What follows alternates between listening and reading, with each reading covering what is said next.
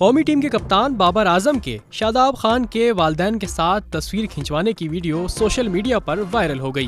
गुज़िश्ता रोज रावलपिंडी में न्यूजीलैंड के खिलाफ खेले गए मैच के बाद कप्तान बाबर आजम की एक वीडियो सोशल मीडिया पर गर्दिश करने लगी।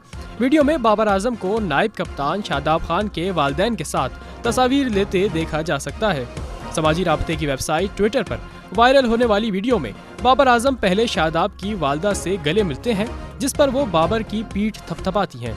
वीडियो में शादाब खान के वालिद को भी हमराह देखा जा सकता है।